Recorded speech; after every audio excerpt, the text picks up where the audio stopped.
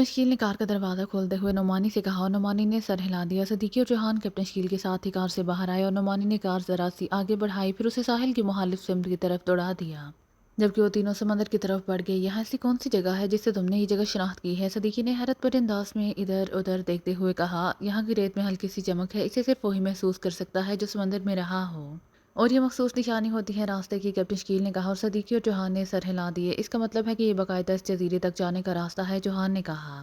हाँ, हंगामी हालात के लिए ऐसे रास्ते बनाने पड़ते हैं। इस रास्ते की साइडों में यकीनन समंदर में ऐसे हालात मौजूद होंगे जो कौशन दे सकते हैं, कैप्टन शकील ने कहा। फिर वो तीनों इस वक्त तक वहीं रुके रहे जब तक नौमानी उन तक ना पहुंच गया। वाटर गने हाथों में ले लो और कितार की सूरत में हमने आगे बढ़ना है। पहले मैं जाऊंगा क्योंकि मुझे इस मखसूस रास्ते का इल्म है, कैप्टन शकील ने कहा। फिर उसने मुंह पर मखसूस आला चढ़ाया, ऑक्सीजन सिलेंडर का वॉल्व खोला और तेजी से एक कदम बढ़ाता समंदर में दाखिल हो गया। चंद लम्हों बाद वो समंदर में तेजी से तैरता हुआ आगे बढ़ा जा रहा था। उसके हाथ में मखसूस साख्त की वाटर गन मौजूद थी। बाकी साथी भी कितार की सूरत में उसके पीछे आ रहे थे। समंदर की तह में भी तारीकी छाई हुई थी, चुनाचे उन्होंने माथे पर लगी हुई मखसूस टॉर्चें जला ली थी, इसीलिए उन्हें समंदर का हादसा हिस्सा रोशन नजर आ रहा था। वो चारों मछलियों की तरह तेजी से तैरते हुए आगे बढ़ते चले जा रहे थे कि अगले हद कैप्टन शकील ठटक कर रुक गया। उसके पीछे आने वाले बाकी साथियों को भी अपने आप को रोकना पड़ा। दूसरे लम्हे कैप्टन शकील ने गोता लगाया और बिजली किसी तेजी से समंदर की तह में बैठता गया। उसने बाकी साथियों को जो कि हाथ से वहीं रुकने का इशारा किया था, इसीलिए उसने सबने उनके पीछे गोता न लगाया। कैप्टन शकील तेजी से तह की तरफ बढ़ता चला गया और चंद लम्हों बाद वो पानी के अंदर तैरते हुए एक स्याह रंग की बॉल के करीब जाकर रुक गया। ये बॉल बिल्कुल किसी झाड़ी की तरह नजर आ रही थी। उसके नीचे लंबा सा डंठल तह तक चला गया था। कैप्टन शकील उसे एक लम्हे गौर तक देखता रहा, फिर उसके डंठल के साथ साथ नीचे उतरता गया। डंठल का आखिरी सिरा रेत में गायब हो गया था। कैप्टन शकील टॉर्च की मदद से इस डंठल के इर्द गिर्द का हिस्सा गौर से देखता रहा, फिर उसने हाथ मोड़कर पुश्त पर लदे हुए थैले में हाथ डाला। जब उसका हाथ बाहर आया तो उसके हाथ में एक छोटा सा पिस्तौल था जिसकी नाल का सुराख इंतहाई बारीक था। पिस्तौल बच्चों के खिलौने जैसा नजर आ रहा था। कैप्टन शकील ने पिस्तौल की नाल का रुख डंठल के रेत में गायब होने वाले सिरे की तरफ किया और उसका ट्रैगर दबा दिया। पिस्तौल से सुर्ख रंग की तेज शुआ निकलकर रेत पर पड़ी और दूसरे लम्हे जैसे सितारा चमकता है उसी तरह रेत के अंदर से सितारा सा चमका और गायब हो गया। कैप्टन शकील के लबों पर मुस्कुराहट तैरने लगी। उसने पिस्तौल वाला थैले में वापस रखा, उसकी जेब खींचकर बंद की और फिर तेजी से ऊपर उठता गया। क्या हुआ? उसके कानों में सदीकी की आवाज़ सुनाई दी। गोताखोरी के इस जदीद लिबास में ट्रांसमीटर फिट थे, इसीलिए वो आसानी से आपस में गुफ्तगू कर सकते थे। चेकिंग का पहला मरहला तय हो गया, निकल चलो, ये सिर्फ चंद मिनटों के लिए मुअत्तल हुआ है, कैप्टन शकील ने कहा और तेजी से आगे बढ़ गया। जाहिर है बाकी साथियों ने भी उसकी पैरवी करनी थी और वो तेजी से आगे तैरते गए। कैप्टन शकील की रफ्तार पहले की निस्बत ज़्यादा तेज थी। क्या मरहला था? कुछ हमें भी बता दो, तुम तो इमरान की तरह बगैर बताए सब कुछ किए जा रहे हो, इस बार नुमानी ने पूछा और कैप्टन शकील हंस पड़ा। ये बात नहीं, दरअसल मैंने नेवी इंटेलिजेंस में रहकर उनकी मखसूस तरबियत हासिल की हुई है।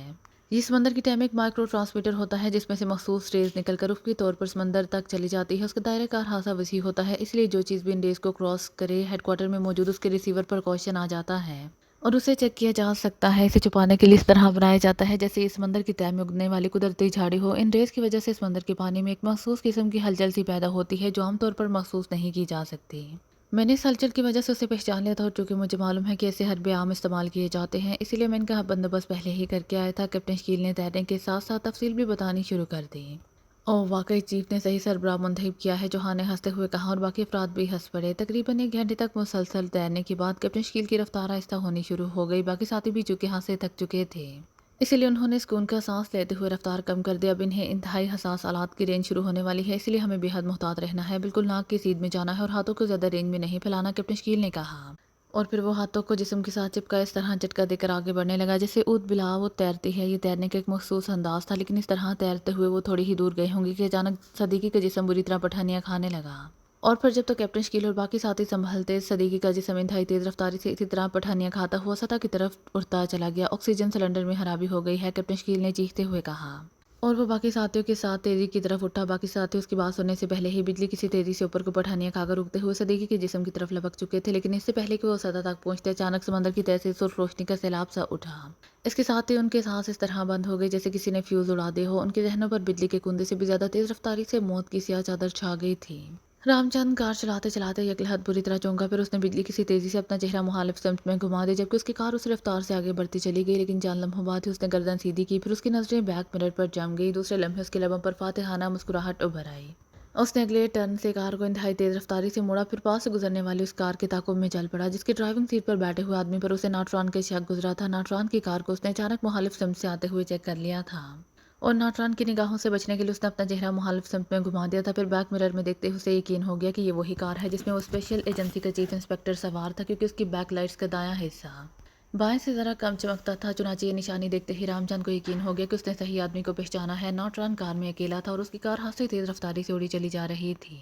رام چند بڑے ماہرانہ انداز میں اس کا تعاقب کر رہا تھا۔ پھر تھوڑی دیر بعد جب اس نے ناٹران کی کار کو سودیش ہوٹل کے کمپاؤنڈ میں مڑتے ہوئے دیکھا تو وہ چونک پڑا۔ اس نے کار آگے لے جا کر سائڈ گلی میں روکی اور پھر پھرتی سے ڈیش بورڈ کا خانہ کھول کر اس نے ریڈی میڈ میک اپ کا سامان نکالا اور اس کے ہاتھ بجلی کی سی تیزی سے چلنے لگے۔ چند لمحوں بعد گال پر مستہ بھاری مونچھیں اور ابری ہوئی ناک نے اس کا حلیہ مکمل طور پر بدل دیا۔ رام چند کار سے نکلا اور تیز تیز قدم اٹھاتا جب ہوٹل کے مین گیٹ میں داخل ہوا تو اس نے ناٹران کو ہوٹل کے مین گیٹ میں داخل ہوتے دیکھ لیا اور لوگ بھی آ جا رہے تھے، اسی لیے رام چند اطمینان سے چلتا ہوا آگے بڑھتا چلا گیا۔ ہوٹل کے ہال میں داخل ہوتے ہی وہ چونک پڑا جب اس نے ناٹران کے ہال کے ایک کونے میں موجود میز کے گرد بیٹھے ہوئے ایک غیر ملکی لڑکی اور دو مقامی افراد کی طرف بڑھتے ہوئے دیکھا۔ رام چند بڑے مطمئن انداز میں چلتا ہوا ایک قریبی خالی میز کی طرف بڑھ گیا اور ناٹران اب اس میز کے گرد موجود کرسی پر بیٹھ چکا تھا۔ رام چند کی ان کی طرف پشت تھی۔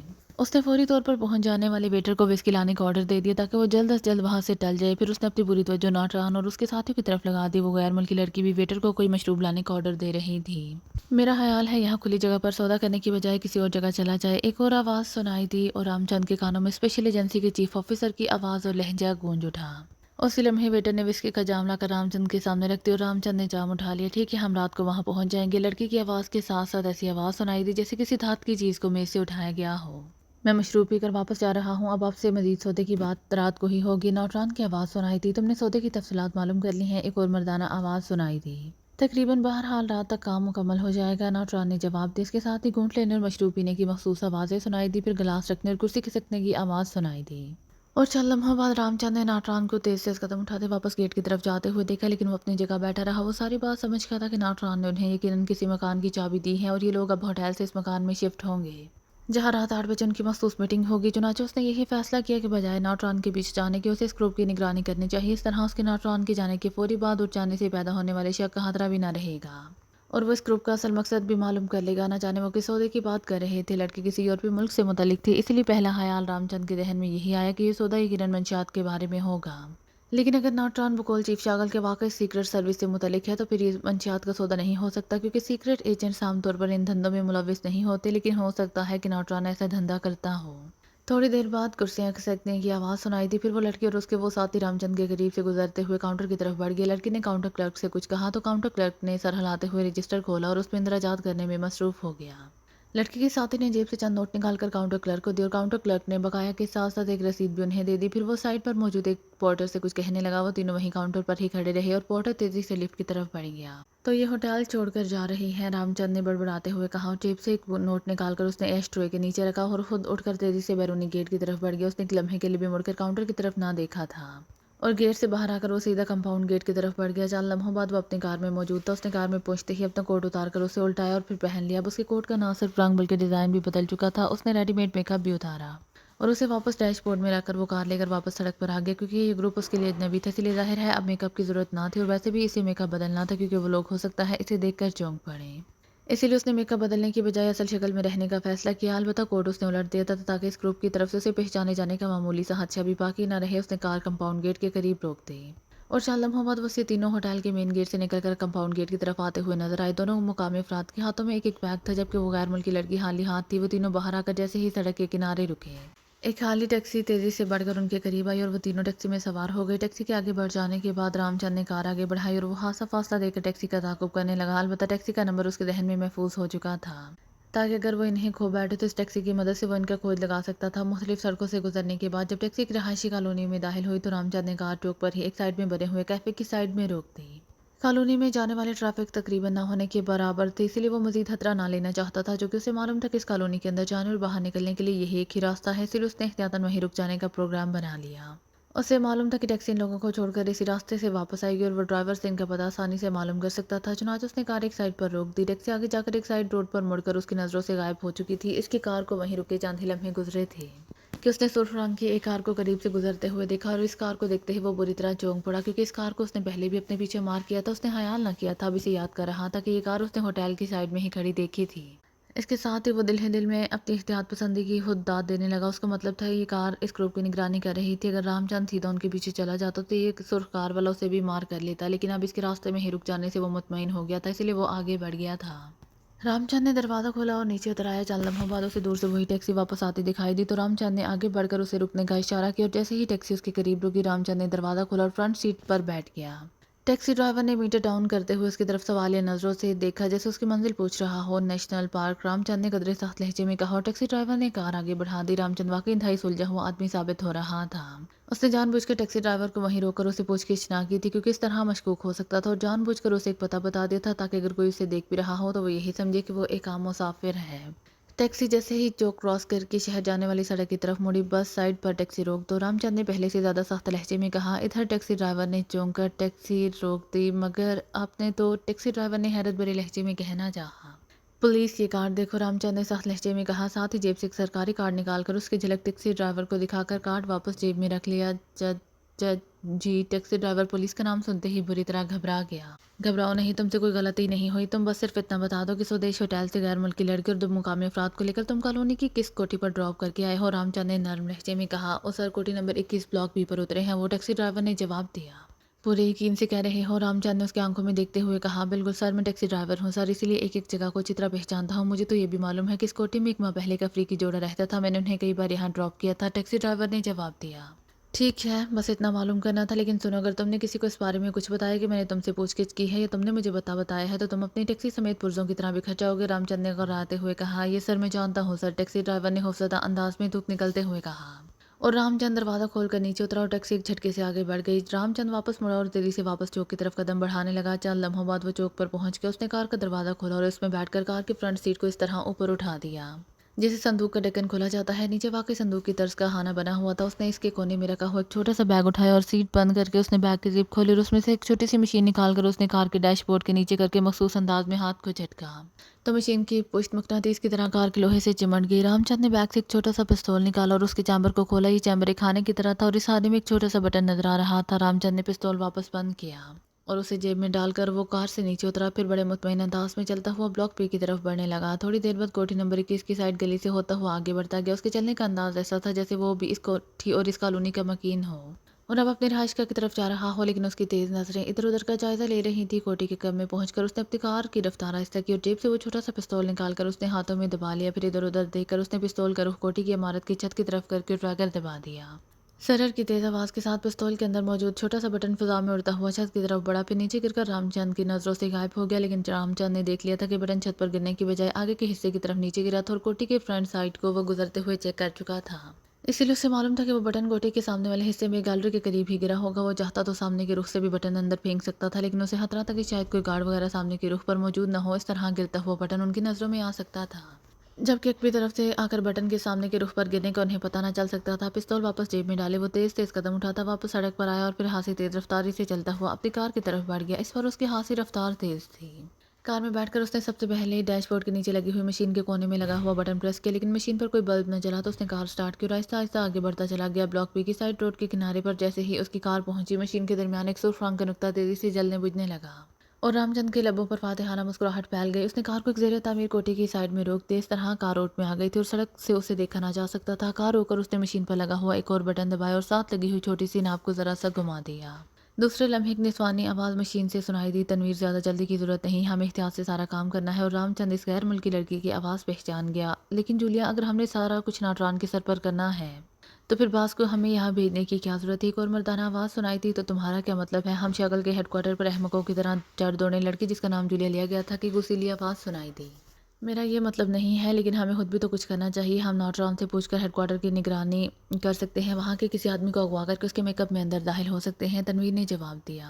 تنویر، تم ابھی تک اصل مشن نہیں سمجھ سکے، ہم نے ہیڈ کوارٹر کا کوئی راز حاصل نہیں کرنا، ہم نے تو صرف یہ معلوم کرنا ہے کہ شاگل کو ایٹمی آبدوز کی مشن کے بارے میں کیا معلوم ہے، اور ظاہر ہے اس کے لیے ہمیں براہ راست شاگل کو ٹٹولنا ہوگا، اور شاگل کوئی عام آدمی نہیں ہے، سیکرٹ سروس کا چیف ہے۔ دوسری مردانہ آواز سنائی دی، تو اب ناٹران ہمیں آ کر کیا بتائے گا؟ کیا وہ شاگل کو اغوا کر کے یہاں لے آئے گا؟ تنویر نے کہا۔ نہیں، اس نے شاگل کی موجودہ مصروفیات کے بارے میں تفصیلات معلوم کر کے ہمیں بتانی ہے، اس کے بعد ہم جو پروگرام بنائیں گے اس پر عمل ہوگا، جولیا نے کہا۔ تب ٹھیک ہے، میرا مقصد بھی عمل کرنا تھا، تنویر نے کہا۔ اسی لمحے رام چند کو ٹیلی فون کی گھنٹی بجنے کی آواز سنائی دی۔ این بول رہا ہوں، اس کے متعلق ایک اہم اطلاع ملی ہے، وہ کسی خفیہ مشن پر گیا ہوا ہے اور اس مشن کے بارے میں ہیڈ کوارٹر میں سے کسی کو قطعاً کوئی علم نہیں ہے، مردانہ آواز میں کہا گیا، اور رام چند نے ناٹران کی آواز کو پہچان لیا۔ गोई आवाज़ हाथ से हल्की थी, लेकिन इसके बावजूद अल्फाज साफ समझ आ रहे थे। रामचंद का टेली ट्रांसमीटर वाकई बेहद ताकतवर का था। हल्की से हल्की आवाज़ भी यहाँ रिसीविंग सेट पर पहुंच रही थी।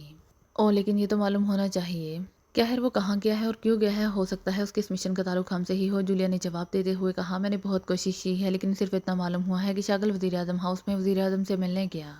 ये मुलाकात हाथ से तवील रही। इसके बाद शागल वापस हेडक्वार्टर आया। फिर यहाँ से वो किसी कार में बैठकर जाने के बजाय हेडक्वार्टर के खुफिया रास्ते से बाहर निकला। इसके बाद उसका अब तक कोई पता नहीं है, नौटरान ने जवाब दिया। इसका मतलब है कि वज़ीर आज़म ने उसे किसी खास मिशन पर भेजा है, लेकिन उसके इस तरह जाने से तो यही मालूम होता है कि वो शहर से बाहर नहीं गया। ऐसी सूरत में तो उसे वापस आ जाना चाहिए, जूलिया ने कहा। हाँ, मालूम तो ऐसा ही होता है, लेकिन अब फौरी तौर पर क्या किया जाए कि उसकी वापसी का इंतजार किया जाए? नौटरान ने कहा। मिस्टर एन, मैं सफदर बोल रहा हूँ। क्या प्राइम मिनिस्टर हाउस से ये मालूम नहीं किया जा सकता कि प्राइम मिनिस्टर और शागल के दरमियान क्या बातें हुई हैं? सफदर की आवाज़ सुनाई दी।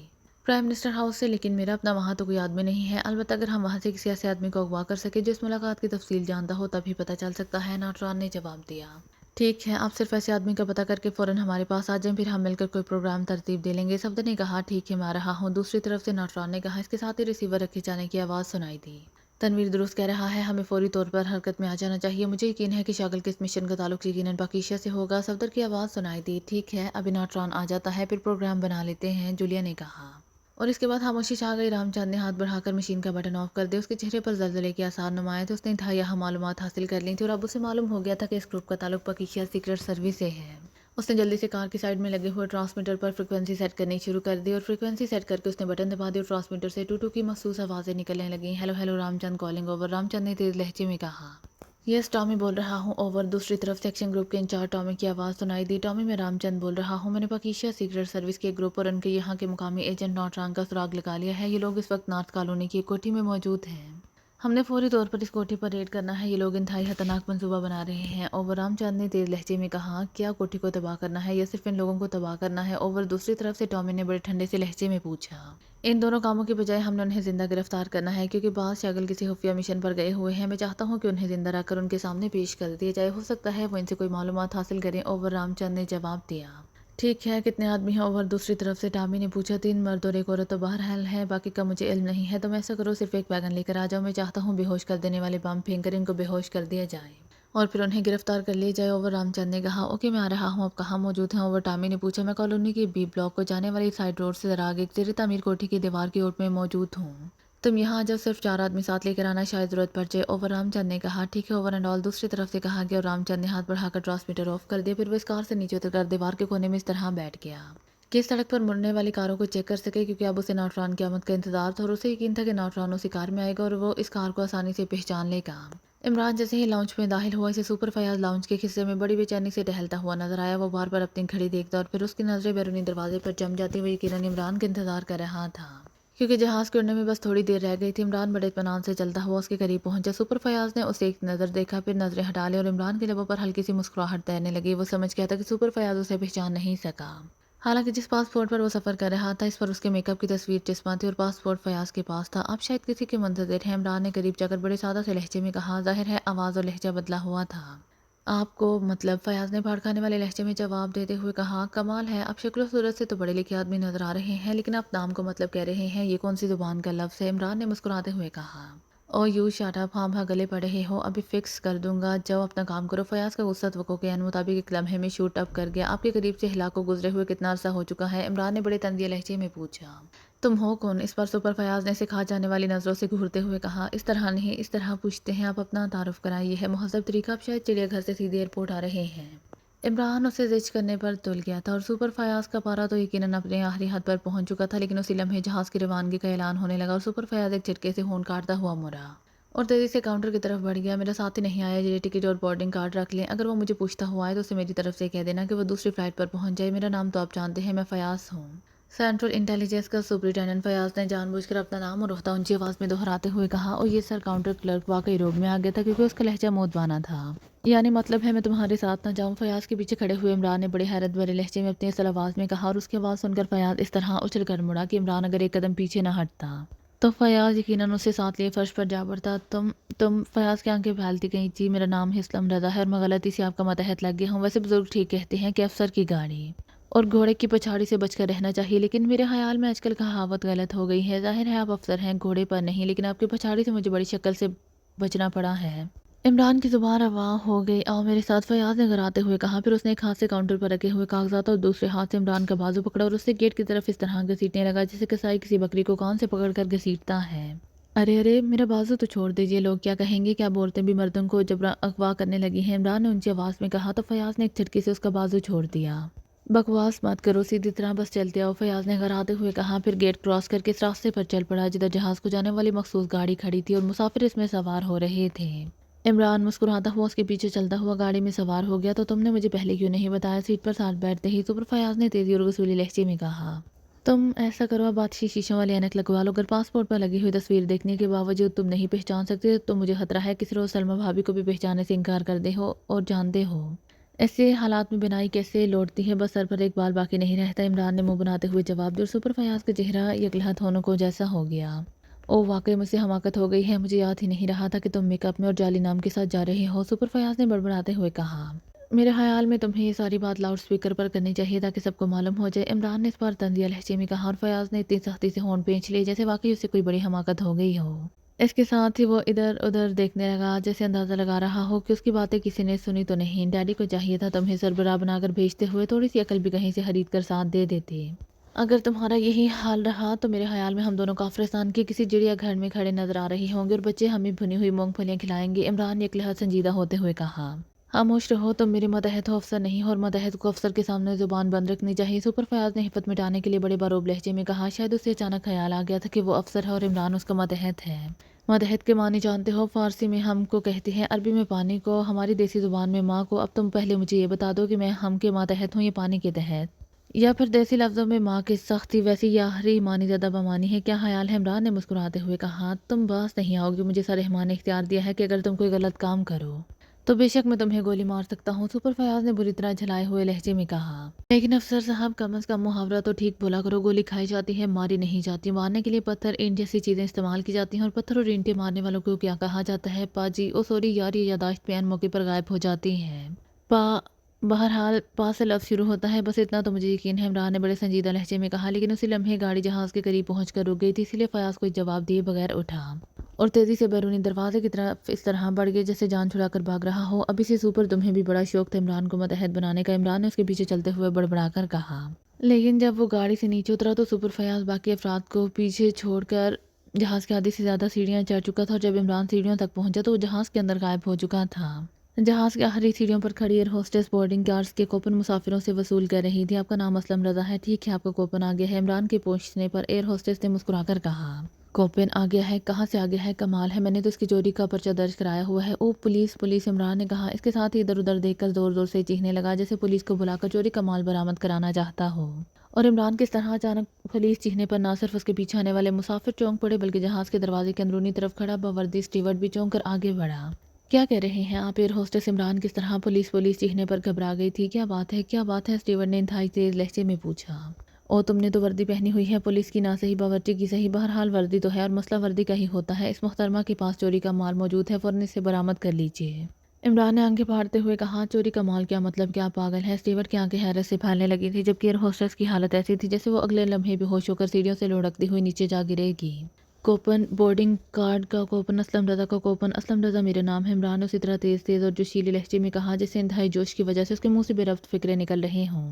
یہ کیا ہو رہا ہے؟ کیسے شور مچا رکھا ہے؟ اندر آؤ، میں نے تمہارا کوپن دے دیا ہے۔ اسی لمحے سپر فیاض دروازے پر نظر آیا، شاید وہ بھی عمران کی آوازیں سن کر آیا تھا۔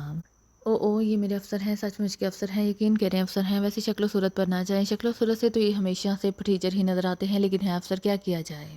حکومت بھی شکل و صورت دیکھے بغیر افسر رکھ لیتی ہے، آپ خود فیصلہ کریں، شکل و صورت سے افسر لگتے ہیں، عمران نے بت کی طرح کھڑی ایئر ہوسٹس سے مخاطب ہو کر کہا، تم اندر آتے ہو یا نہیں؟ سپر فیاض نے انتہائی غصیلے لہجے میں کہا اور جھپٹ کر عمران کا بازو پکڑا اور اسے جہاز کے دروازے میں گھسیٹنے لگا۔ ارے ارے، جبرن ہی اغوا کرنا ہے تو یہ محترمہ، او ہپ او، عمران نے چلا کر ایئر ہوسٹس کی طرف اشارہ کرتے ہوئے کہا، لیکن پھر اس طرح منہ بھینچ لیا جیسے اسے اچانک خیال آ گیا ہو کہ کسی عورت کے لیے ایسا فقرہ بولنا خلاف تہذیب سمجھا جاتا ہے۔ اب خیال نہ کریں، ایسی مسخری حرکتیں کرتا رہتا ہے، سپر فیاض نے ایئر ہوسٹس، اسٹیورڈ اور عمران کے پیچھے گھبرائے حیرت زدہ مسافروں کی طرف دیکھتے ہوئے کہا۔ پھر عمران کو ساتھ گھسیٹتا ہوا اپنی سیٹ کی طرف اس طرح لے گیا جیسے کسی ضدی بچے کو اسکول لے جایا جا رہا ہو۔ ادھر بیٹھو اور سنو، اگر تم نے کوئی حرکت کی تو میں واقعی تمہیں گولی مار دوں گا، سپر فیاض نے انتہائی نیچے ہونے کے انداز میں کہا اور ساتھ والی سیٹ پر دھم سے بیٹھ گیا۔ اور عمران اس طرح مطمئن ہو کر ادھر ادھر دیکھنے لگا جیسے کوئی بات ہی نہ ہوئی ہو۔ ایئر ہوسٹس اور اسٹیورڈ کے ساتھ ساتھ باقی مسافر بھی بار بار عمران کی طرف دیکھ رہے تھے، لیکن عمران کا چہرہ بالکل نارمل تھا۔ جہاز کی روانگی کا اعلان ہوا، پھر جہاز رن وے پر دوڑتا ہوا فضا میں بلند ہو گیا۔ جناب افسر صاحب، چنگم مل جاتی ہے جہاز میں، سنا ہے مفت ملتی ہے، جب سے یہ ظالم مہنگی ہوئی ہے میں تو کھا ہی نہیں سکا۔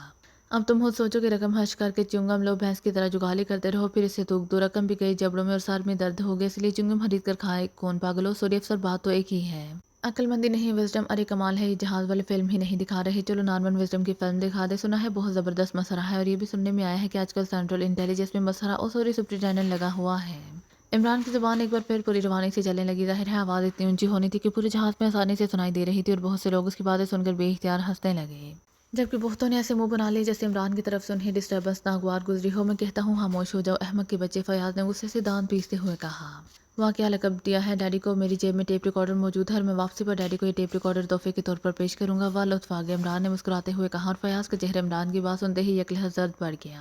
ظاہر ہے عمران کی بات سن کر اس کا ذہن پک سے اڑ گیا ہوگا، کیونکہ وہ اچھی طرح جانتا تھا کہ اگر واقعی یہ فکرہ سا رحمان نے سن لیا تو پھر اس کا کیا حشر نہیں ہو سکتا۔ او عمران پلیز پلیز، فیاض نے بری طرح بغلائے ہوئے انداز میں عمران کی منتیں کرنا شروع کر دیں۔ سوری، میرا نام اسلم رضا ہے، اور یہ جو نام تم لے رہے ہو یہ تو سنا ہے کسی بہت ہی عقل مند آدمی کا نام ہے جو ایک ہی بہت سپرنٹینڈنٹ کا دوست ہے، عمران نے منہ بناتے ہوئے کہا، اور فیاض ایک جھٹکے سے سیدھا ہو گیا، اس کا چہرہ زرد پڑ گیا تھا۔ اسے احساس ہو گیا تھا کہ واقعی اس سے عمران کا نام لے کر غلطی ہو چکی ہے۔ اس کے ساتھ ساتھ اس نے فیصلہ کر لیا تھا کہ عمران چاہے کچھ بھی کیوں نہ کہتا رہے وہ زبان نہ کھولے گا، اور اس فیصلے پر عمل درآمد کے لیے وہ اتنی مضبوطی سے ہونٹ بھینچے ہوئے تھا کہ جیسے اسے خطرہ ہو کہ اس نے ہونٹ ذرا بھی ڈھیلے کیے تو اندر سے کوئی چیز اچھل کر باہر آ جائے گی۔ ویسے تمہارا فیصلہ بالکل درست ہے، سیانے کہتے ہیں کہ آدمی جب بولتا ہے تو اس کی جہالت کا سب کو علم ہو جاتا ہے، عمران نے مسکراتے ہوئے کہا۔ لیکن فیاض نے اس طرح منہ پھیر لیا جیسے اب نہ بولنے کے ساتھ ساتھ وہ عمران کی طرف نہ دیکھنے کا فیصلہ کر چکا ہو، لیکن اس کے چہرے پر موجود آثار عمران کو واضح طور پر بتا چکے تھے کہ اب سپر فیاض جلاہٹ کے انتہا پر پہنچ چکا ہے۔ اب اگر عمران نے اسے مزید چھیڑا تو وہ اور کچھ نہ کر سکا، یہ کم از کم جہاز سے نیچے چھلانگ ضرور لگا دے گا۔ اس لیے عمران نے اسے نارمل کرنے کے لیے بڑے اطمینان سے ریک میں پڑا ہوا ایک رسالہ اٹھایا اور اسے کھول کر دیکھنے لگا۔ واہ کیا خوبصورت پوز ہے یہ سونے کا کچھ تھا۔ واہ، عمران نے رسالے کا وہ حصہ جو سپر فیاض کی طرف تھا جان بوجھ کر اوپر کو اٹھاتے ہوئے کہا۔ کون سا پوز؟ عمران کی توقع کے عین مطابق سپر فیاض سب کچھ بھول بھال کر پوز دیکھنے کے لیے بے چین ہو گیا۔ مجھے پوزوں کے نام تو نہیں آتے، بس پوز ہے، عمران نے مسکراتے ہوئے کہا، لیکن ساتھ اس نے رسالے کی سپر فیاض کی طرف والی سائڈ اوپر کو اٹھا دی تاکہ سپر فیاض تصویر نہ دیکھ سکے۔ دکھاؤ سپر فیاض ظاہر ہے ایسے موقع پر کہاں اپنے آپ کو باز رکھ سکتا تھا، اسی لیے اس نے عمران کے ہاتھ سے رسالہ جپٹا اور اسے اس طرح دیکھنے لگا جیسے اسے دنیا کی سب سے خوبصورت تصویر دیکھنے کو ملے گی۔ او اب یاد آیا، اس پوز کو افسر کہتے ہیں، ٹھیک ہے نا؟ عمران نے فیاض کی رسالہ جپٹتے ہی کہا، اور فیاض نے دوسرے لمحے رسالہ اس طرح عمران کی طرف پھینکا جیسے اس کے ہاتھ میں رسالے کی بجائے کوئی زہریلا بچھو آ گیا ہو۔